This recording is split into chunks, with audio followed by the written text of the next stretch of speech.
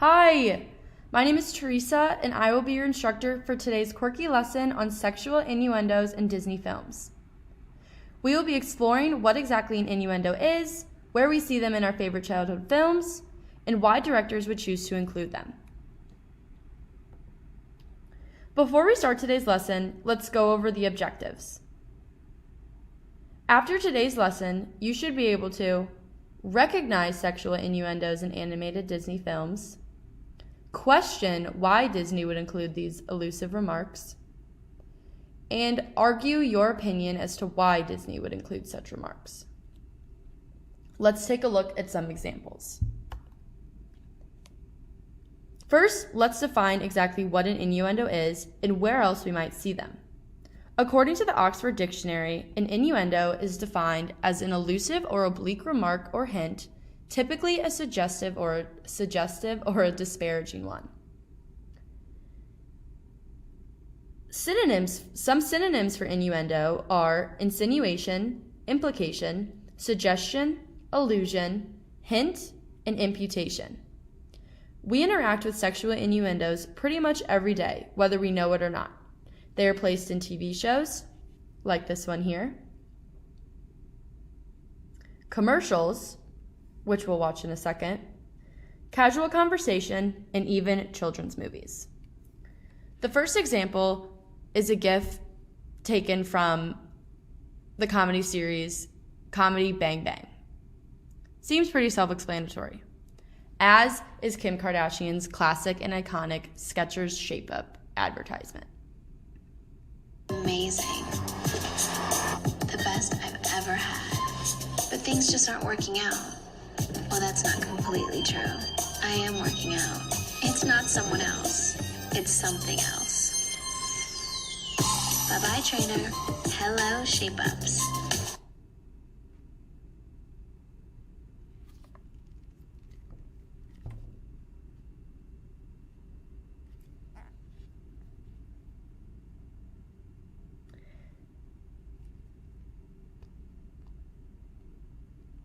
Now that we know what an innuendo is and where we might see them, let's focus our attention on some sexual innuendos in Disney films.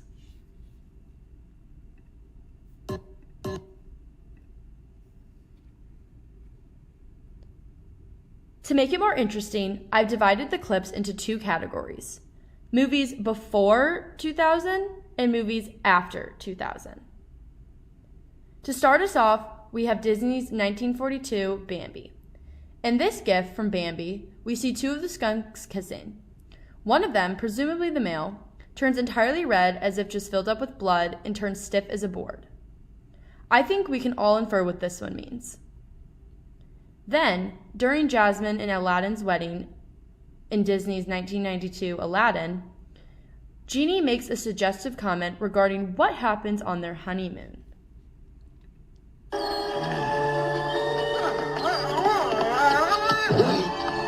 Let me be the point man. I thought the Earth wasn't supposed to move until the honeymoon. As you can tell, Genie was alluding to something that maybe most children wouldn't understand. I'm not sure how this one flew over my head for this long, but in the original Toy Story from 1995, we are introduced to one of Sid's toys, who quite literally is a hooker. And in Toy Story 2, after Jessie performs quite the stunt, Buzz is clearly a bit turned on by her actions. Moving on to some more recent Disney films, we have the first Cars film where Lightning McQueen is approached by two fans who literally flash him. We can hear McQueen say, "I love being me," as the girls are escorted out by security.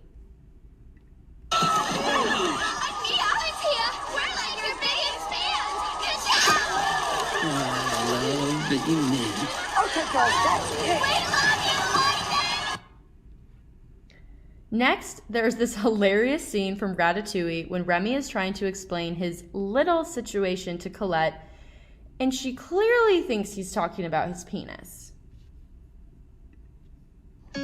You say I got a crack in my windshield. And Lisa, maybe less heartbroken. Geico lets you file a claim any way you want.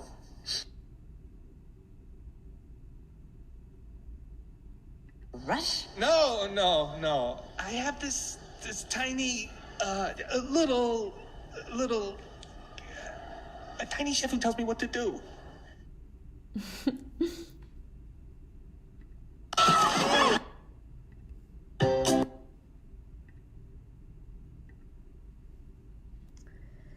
Finally, in one of the highest grossing Disney films ever, Frozen, Kristoff is interrogating Anna about how well she knows her fiancé when he interjects a pretty elusive question.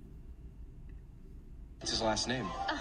Of the Southern Isles. What's his favorite food? Sandwiches. Best friend's name? Probably John. Eye color. Dreamy. Foot size? Foot size doesn't matter. Have you had a meal with him yet? I think we all know what this one means. What's his last... Now, for the question you're probably all wondering.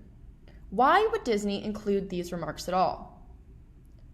Disney movies may be created for and targeted to children, but the production team definitely had the parent audience in mind when making them.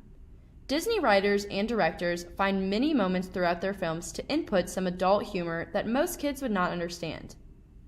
Many people consider these sly jokes as sexual innuendos. As we saw from the examples, some of the implications are very obvious and visual, while others try to lay low. Why do you think Disney would include such elusive remarks?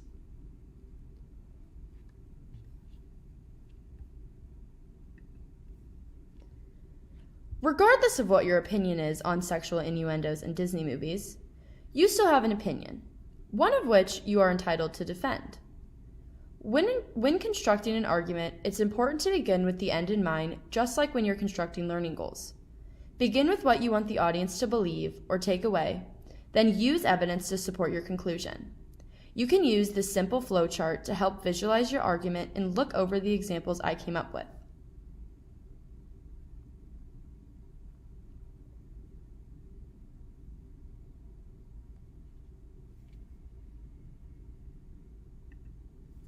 Now, to finish up today's lesson, you'll be coming up with your very own innuendo based off of one of the 4 gifts below. Have fun!